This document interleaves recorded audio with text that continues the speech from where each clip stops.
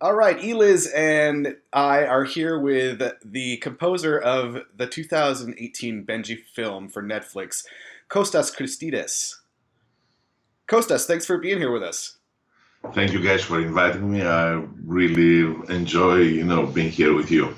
Great. Okay, so just to start out, can you tell us about your background and how you got started as a composer? Yeah, well, actually, I studied piano and classical music since I was 6 years old, back in Thessaloniki, Greece, where I grew up. And and I did all the theory and harmonies in the conservatorium of one of the conservatoriums in the city. And about when I was 14, my brother brought a soundtrack at home, LP back then, Yep. you know. So now, we say our age though.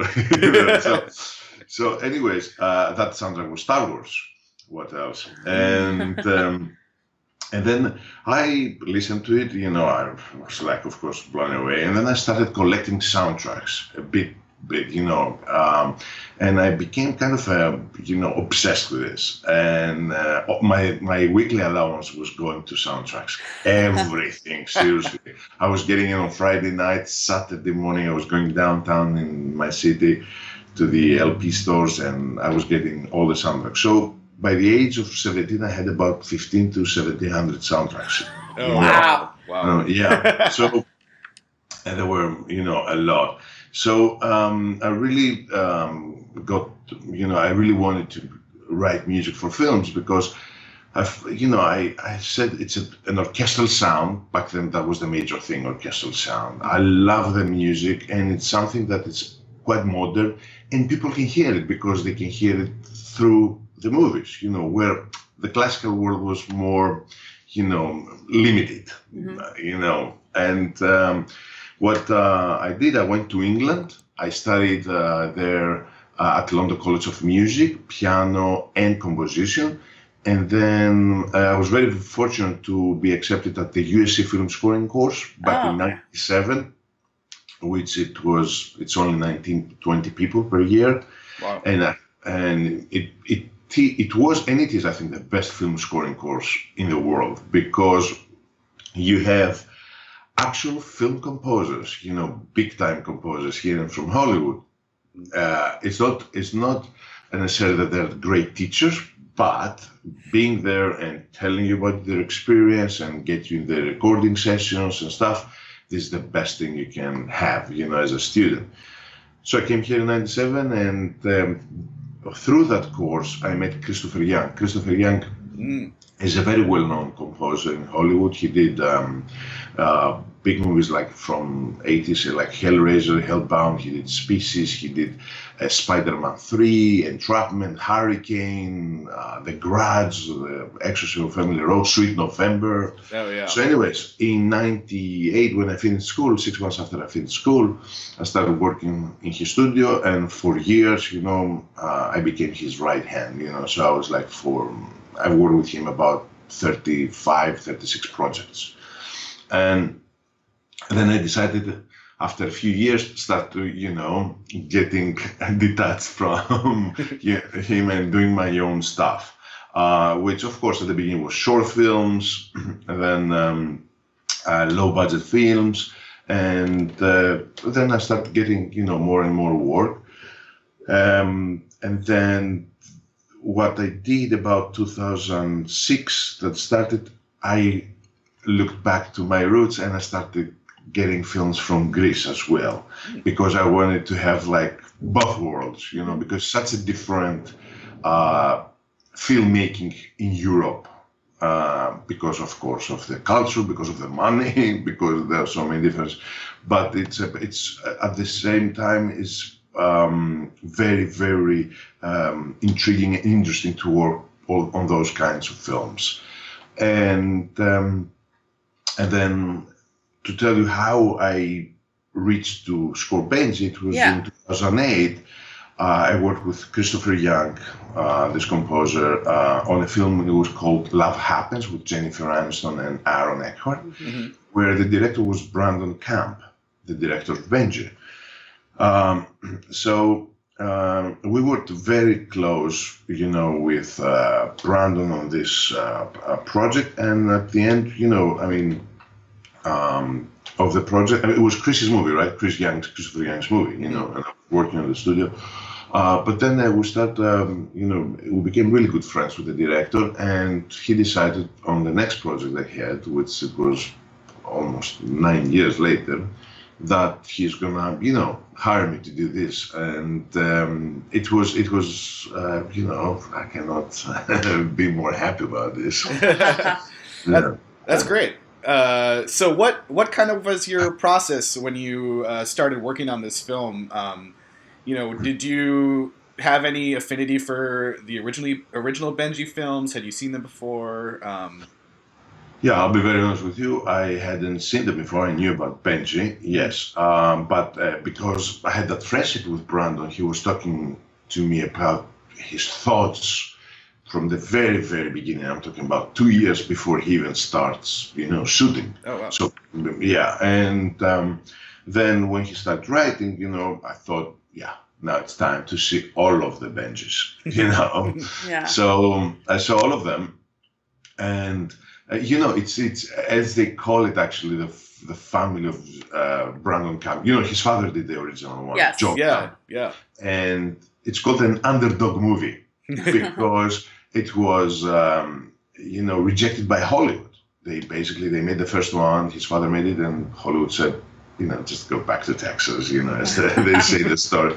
But he took it town by town, and he was showing the film, and then he became this really nationwide sensation, and they made more. The process, how was the process? When we were talking about the music, even when he was writing, we went through so many different ideas, and it was like back and forth. It was like a pinball, think about it, but we were always had at our minds that we need to do like a bridge between the old time movies, the ones that we grew up with, and nowadays. And we decided that it's going to be a score that it will have it will be based on live orchestra, and it will be based on melodies. We need melodies, and generally the action scenes, because it's an action film. It has a lot of action. I can tell you, I've written so many notes, guys. I think I've written more notes in one film than the rest of my films before they were. Oh, jeez. Yeah. And we said it's going to be an orchestral score, and the action scenes are going to be based on the live orchestral stuff, not like on MIDI or loops or electronica and stuff. So yeah, that's how we approach the essence of the score. Okay.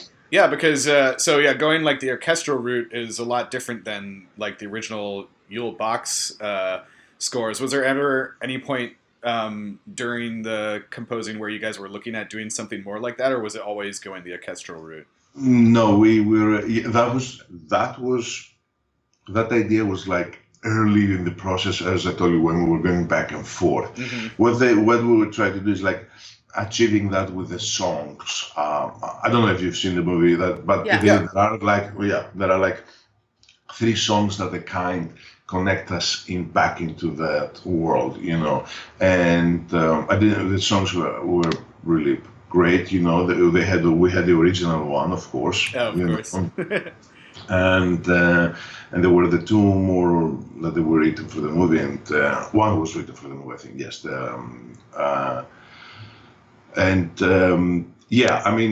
That was the connection with that kind of scoring. The orchestral approach was connection with the period of the movies that they were the previous ones, the 70s, 80s. That was the connection. Okay. Just wondering, since you mentioned that you watched all the older Benji films, what did you think of For the Love of Benji, since it takes place in Greece and you're from there? Brano had talked to me about it back in when we were doing Love Happens. Like, I've been to Athens, and I said, well, why? Because he said, well, my father did Benji, and we were scoring, and we were scoring. We were filming Benji. How can I not love it? You see the country back then, which, I was alive, but it's like how can I say that? It's like you take a pill and you transform back in, you go through a day and you go back in time. Okay. And now, and I watched it, as I told you, I watched it when I knew I'm going to do the new Benji, And it was like, is that dog really gonna be living today? This dog, I know it's in my places, it's in my country, which is very weird, how they chose Greece, Yeah. But of course, Okay. I love the character, and I feel very, very privileged to be part of this kind of, film history, Yeah. Again, it's not a Star Wars movie, of course, we all know, but but it's a character that most of Americans, if you ask them, or even Europeans, they know it. Yeah. Of Okay. course. That's something. Okay. So what were some of the goals of the score? What did you want to accomplish? Yeah, when we were doing when I started, actually scoring the movie, I was going under a lot of pressure, I have to tell you, because we were trying to find the theme, and it's funny how it works sometimes. Brandon is very detailed about the score, and that was the thing that I was kind of, a little nervous, because I know him from the previous movie we worked with. He's very, very detailed. So, as I said, I came up with a theme that I presented to him. He loved it, like the first idea that I had. Mm-hmm. And then I started developing it. And then we were playing with it. And it's funny, we went through a circle. We made it very long, very complicated. then we came back to the beginning. And then we said, okay, we better go back. I mean, he was kind of guiding me, to be honest with you, And it's good that we did that. We had time, we spent about 2 to 3 weeks on the theme, just the main theme, And it was good that we did that, because that gave me then the flexibility to take that theme and stretch it, make it faster, make it different orchestration. So it was a good, let's say, the beginning, we see an intro of the movie, and then we go into the main titles, which is the theme, which is a very simple theme with a guitar and the strings, and that gave me the flexibility then to play with this. Yeah. To manipulate it the way I want, and then I use it throughout the film in many variations, which probably sometimes the audience might not get it directly, but you can somehow get it subconsciously, and I love doing that when I'm scoring a film, like to have 2-3 themes and use them all the time, like in a different ways, Yeah, I loved that there are moments in the film where it almost stretches to this, like, soaring superhero theme for Benji a couple times. Yeah. We have the hero theme. Yeah, the hero theme. It's first time actually. It's when he's can we say, or it's maybe Yeah. we should, Oh yeah, that's fine. yeah. It's when they get he's chasing the track, with the kids, and that's when it's the very first time that we really bring it big, and they're very epic, 80s, 90s score, Yeah. And then I use that like when Benji really takes a handle on the situation. Okay. Nice. So what was kind of your favorite scene in the movie, or one of your favorite themes? One of my favorite scenes that I worked is there are two. I love the opening and the main titles. You know, I really like it because I like the cinematography on this movie a lot, and it was very difficult. You know, it has to do with animals, non-talking animals, which is, you know, you have to get that from, and then that was what Brando was master on it. You know, this film, like getting like a story from non-speaking, you know, creatures, and I love the opening. The opening reminds me so much of, you know, the 80s movies, you know, how it opens and the main titles. And it was a great thing, you know, for a composer to write a piece without some kind of restrictions. It's like the main titles. But then my other favorite scene that I was, let's say, I composed it and I said at the end, yeah, man, I wanted really a long time to write a cue like that.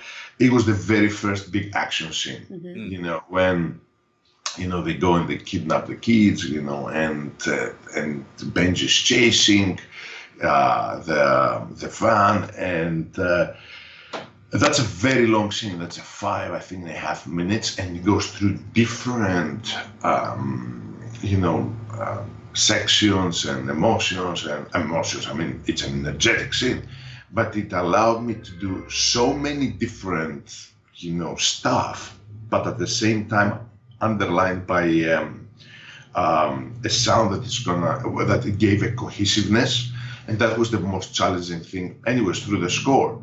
And I have to say, when Brandon came and he listened to this, that was the very first action scene I did. I was really shaking in my boots, guys. You know, because it's a very long scene, and you know, but it was like a home run. Here, like he gives few details to change, and that was it, you know. And that's my favorite, you know, like scene to score. I don't know, you know, I love other action stuff that I did even later, but I don't know, maybe that was because the first one, as you see, I told you the two first scenes, the one that's more mild thematic, like the opening, and then the big first action that it was, you know, the first action, you know. Yeah. Sorry to turn it off. Okay, so like you mentioned, Benji doesn't speak, and so I think the audience really depends on the score to tell them about the scene and what's going on a lot more than in a regular dialogue film. Right. So how did you approach that differently than other projects you've worked on? Well, you know, first of all, when this is happening, you have a lot of more of music, you know, because as you said, either you have to go parallel with the scene and approach it and prepare the audience for something that happened. You know, there were a lot of moments like that, or we were playing against the scene. You know, we would like things to surprise the audience. You know, the main thinking on my approach was that I should be very careful, even though we need music, that we don't, how can I say, when we talk a lot and we don't say anything, how can I, you know, we don't go into blah, blah, blah with the music. Right. You know what I'm saying? Even when we have simple scenes, transitional stuff, and we put music there, because sometimes, you know, we need to have something on the line. We're not just making the audience tired by listening, because, you know, if the audience gets tired of the music, then it's going to filter it out all of a sudden. You know, it's like living next to the airport. After 2 weeks, you don't listen, you don't hearing the airplanes anymore. You know, the visitor comes and says, "Are you bothered by this?" And you go, "What? Oh yeah, there's an airplane." You know, that's the same thing that happens in a lot of movies nowadays. You know, they have a lot of music and then you just don't feel anything after a bit, you know. Right. So that was the approach. Yes, having more music, being careful not to, you know, just saying more than we need to. And a lot of times we went with the scene, a lot of times we went against the scene. Great. So I saw on your Facebook that you recorded the score in Slovakia. So how did that come about, and what was that experience like for you? Yes, I have to tell you, for a composer, it's a very, uh, solitude job. How can I say? You're by yourself. You're not on the set. Mhm. Everybody else is on the set. And even the editor, who's going to work by himself, and the director afterwards, he's on the set a lot of times. Everybody. Composer by himself. In his studio, he's the last one. So I have to say, even when I was working with Chris Young in huge budget films like Spider-Man 3 or Hurricane, and you work hours and hours, sleepless days you go by. This is your, how do you say, your cake, and you pray that there is budget. Mhm. Because a lot of times there is no budget and you have to produce everything in the computer. You pray that you have budget to record with a live orchestra, and we did. And Brandon really pushed for it with Blumhouse, the company who did the production, that we record full symphonic orchestra. We recorded the score. I mean, we did something really crazy. We recorded 47 minutes of music in one day. Whoa. Action. I mean, the orchestra really enjoyed it because it was very, happening score here. Of course, I know at the end they probably hated me because they were so tired, it was exhausting. But I have to say it was, and I traveled just for one day to Slovakia. I left Los Angeles, I arrived there on Saturday night. On Sunday, we recorded the whole day we were recording. I think it was like 10, 11 hours. And then on Monday, I took the plane and I came back.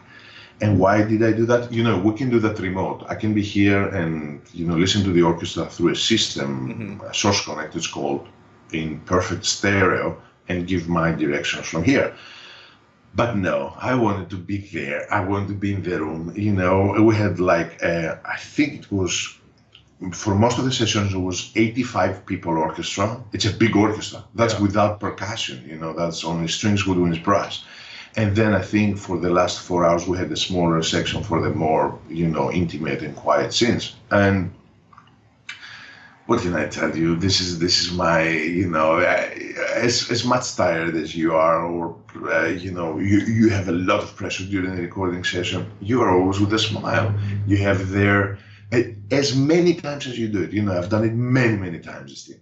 Every single time you're looking at these people, it's 85 people, it's the engineers, everything. If they play your music, you go, oh my God, it's like sometimes you have to keep your mind really focused, so you're not just smiling and then you don't pay attention to the details. It's really, it's a drug. I have to tell you, it's a drug. I loved it going there, and I decided from now on, even if I have like 1 day recording sessions, I'm just gonna go, to Europe. I don't care. It's such, instead of being here in the room and you don't have a visual contact with the players and just, through only audio, try to communicate. I said, no, I'll be going there. Even the travel, it's a kind of a relaxing, period. After a while, all this pressure, you're traveling in an airplane, you cool down, and then you go to the recording session. And the orchestra, fantastic. We recorded at Bratislava, as you said, in Slovakia, and I've worked with them a lot of times in the past. Okay, great. Well, it turned out really great, I have to say. Thank you very much. So what else about this project do you want people to know? Is there an important aspect that we haven't covered yet?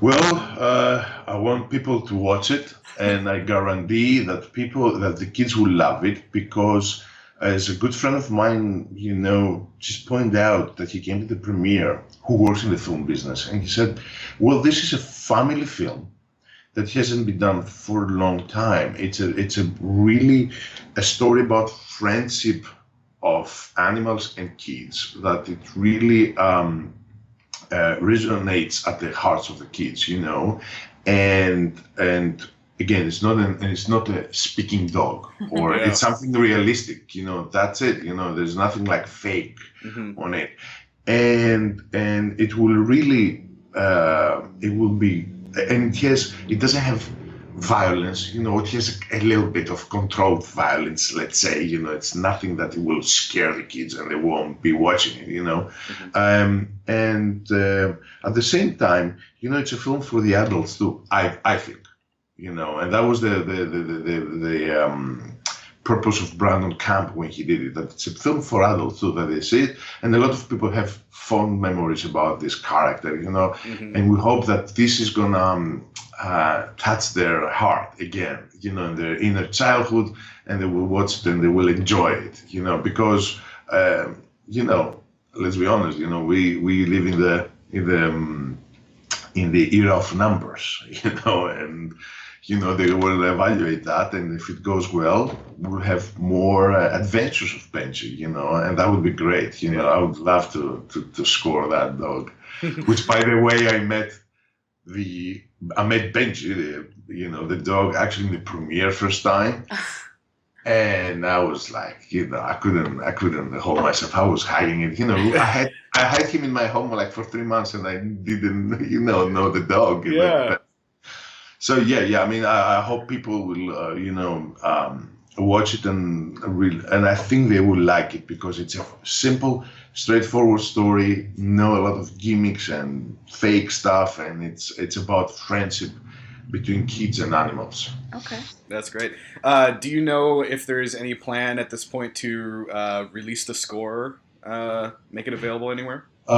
Yes, I'm talking with Netflix, who owns the right, to see how we're going to do that, because I think they have I think they just came out with CD, but with the songs and other songs from the other movies, I think. And we'll see how this is going to work. Sometimes they don't want the score to come immediately, or I don't know, So I need to figure that out. I would love to bring that score out. Seriously, it's. I don't talk about my music like that, but I'm really proud about this work, because it's the outcome of a really fantastic working relationship with the director, and I really say that, truthfully, I'm just not saying that for saying that. I love Brandon Camp, and we were really in a very, very good collaboration in this one. Okay, awesome. Great. So I'll let you know, when the score, and when it comes out, I'll let you know, and of course I'll send you. Oh, thanks. Okay, so what's up next for you? Well, the next thing is we'll see. I'm in the talks about doing a TV series. And I think it's gonna be in Netflix. I don't know. Okay. And then I'm up for like 2 project films that if they happen, they will happen very quickly during the summertime. Okay. And one, it's a horror movie, and the other one, it's a drama. As I told you, I work with Greek directors, and one of these directors in Greece, which I worked with him in 2 films. He's very talented as well, and like Brandon, and he the last 2 films he did in Greece, they were the biggest successes in Greece for the last 10 years, box office. Very, very. One of them, in one of these films, we had a great opportunity again, to record live, and and it was a great experience. And he's writing a new one now, and he's about to finish it. So I think I'm gonna go a little bit into European mode, for the summer, and we'll see. We're out there and hunting down projects, and I hope we'll be very busy. Yeah. Well, thank you so much, Kostas, for being here with us today. It's been such a treat getting to talk to you. No, thank you very much, guys. I really loved your questions and the discussion we had. Thanks. Excellent. And where can people follow you, keep in touch with you if they want to reach out with any? Yeah, my website, which it's going to be out like in a month. We reconstruct now. It's www.kostas Kostas Christides, CHRISTIDES.com, or on my Facebook composer's page, which is Kostas Christides Das Film Composer on Facebook. Okay. Awesome. Well, thank you again so much. It's been so great talking to you. We really appreciate it. Thank you very much, guys. Thank you very Okay. much. I really appreciate it.